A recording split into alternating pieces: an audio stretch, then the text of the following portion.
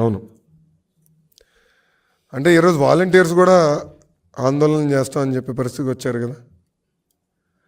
మీకు anganwadi workers, municipal workers, ASHA workers, Sarva Shiksha Abhiyan teachers, కేబీజీవి టీచర్లు, విద్యుత్ కార్మికులు, ఆరోగ్యశ్రీ హాస్పిటల్స్ అందరూ రోడ్డెక్కే పరిస్థితికి వచ్చింది కదా ఈ ప్రభుత్వం. అని దివాలా తీసేసింది ప్రభుత్వం.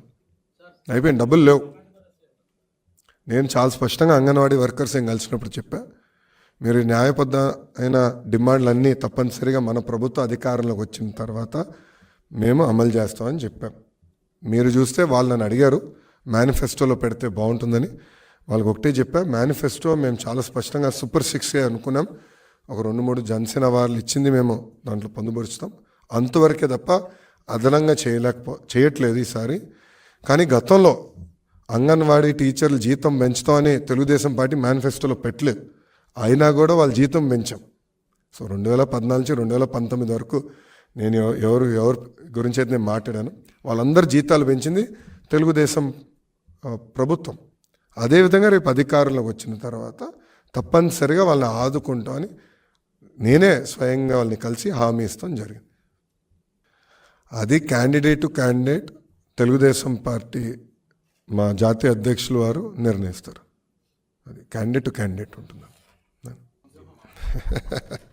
మాకు కూడా ప్రతివ్యూహం ఉంటుంది కదా. అంటే ఇదొక కొత్త ఫ్యాషన్గా మొదలైందండి. కరెక్ట్గా ఎన్నికల ముందల ప్రతిపక్ష పార్టీలపైన బురద చల్లుతాం, ఉంది లేనట్టు చూపిస్తాం, సినిమాలు వేస్తాం. ఇది చూస్తే ఈ సినిమాకి అయ్యే బడ్జెట్ మొత్తం ఏకంగా సైకో జగన్ నుంచి వస్తుంది, ప్రతి రూపాయి వస్తుంది. ఇప్పటికీ ప్రొడ్యూసర్ గారు, డైరెక్టర్ గారు ఐ థింక్ 2-3 సార్లు కలిసినట్టున్నారు జగన్. నిన్న మీరు చూస్తే ఆయన తరపున, అంటే రామ్ గోపాల్ వర్మ గారి తరపున పోరాడిన, న్యాయ పోరాటం చేస్తున్న లాయర్ నిరంజన్ రెడ్డి గారు. ఆయన ఎవరండి? వైకాపా రాజ్యసభ సభ్యుడు. సో తెలంగాణ హైకోర్టులో, లోకల్ కోర్టులో నిరంజన్ రెడ్డి వెళ్ళి ఆయన రామ్ గోపాల్ వర్మ తరపున పోరాడుతున్నాడు, న్యాయ పోరాటం చేస్తున్నాడు అంటే దాని అర్థం ఏంటి? దీని వెనకాల ఎవరున్నట్టు? ప్రభుత్వం. ఎస్, మాకున్న రైట్స్, రాజ్యాంగం మాకు రైట్స్ ఇచ్చింది, అది మేము కాపాడాలని కోర్టుని ఆశ్రయించాం. నిజంగానే సినిమా తీయాలంటే హూ కిల్డ్ బాబాయ్ తీయచ్చు, కోడి కత్తి పైన తీయచ్చు, ప్యాలెస్లో జరుగుతున్న అవినీతి పైన తీయచ్చు, లేదంటే ప్యాలెస్ కుట్రల పైన తీయచ్చు. అది చేయకుండా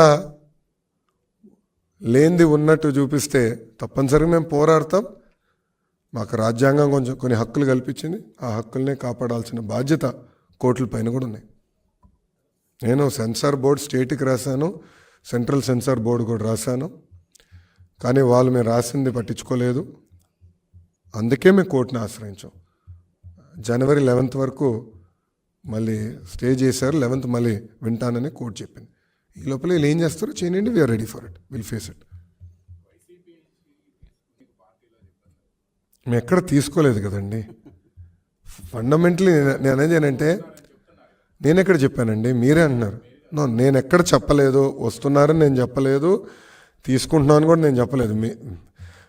అంటే మీరు ఎజ్యూమ్ చేసుకుని నన్ను ప్రశ్నలు అడుగుతున్నారు, అని ఊహాగానాలు. రావచ్చు, వస్తే కదా, వస్తే మీరు ఏం చేస్తారు అనే డిస్కషన్. అసలు ఇప్పటివరకు చర్చలే జరగలేదు. మేము మా పనులు చేసుకుంటాం. బాబు షూరిటీ భవిష్యత్ గ్యారంటీలో మేము బిజీగా ఉన్నాం. చంద్రబాబు నాయుడు గారు కుప్పంలో పర్యటిస్తున్నారు, నేను మంగళగిరిలో పర్యటిస్తున్నా. వేదిక మీద పెద్దలందరూ ఎవరు వాళ్ళ నియోజకవర్గాల్లో తిరుగుతున్నాం. పార్టీలో చేరారు, ఎస్. దాంట్లో ఇన్ఛార్జిగా ఇచ్చింది ఒకరికి, వాళ్ళు పని చేసుకుంటున్నారు, వెళ్తారు, అక్కడ సమన్వయంతో పని చేసుకుంటున్నారు. There is no issue. కార్యకర్తలకు ఇబ్బంది లేదు, నాయకులకి ఇబ్బంది లేదు.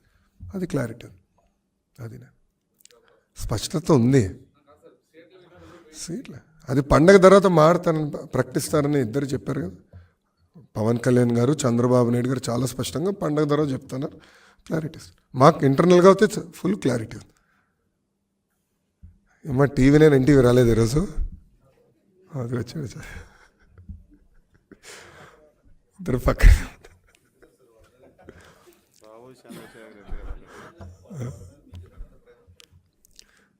ఏంటి సార్?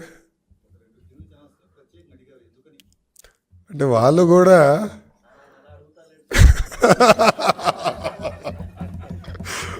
వద్దంటావా దానికేనా?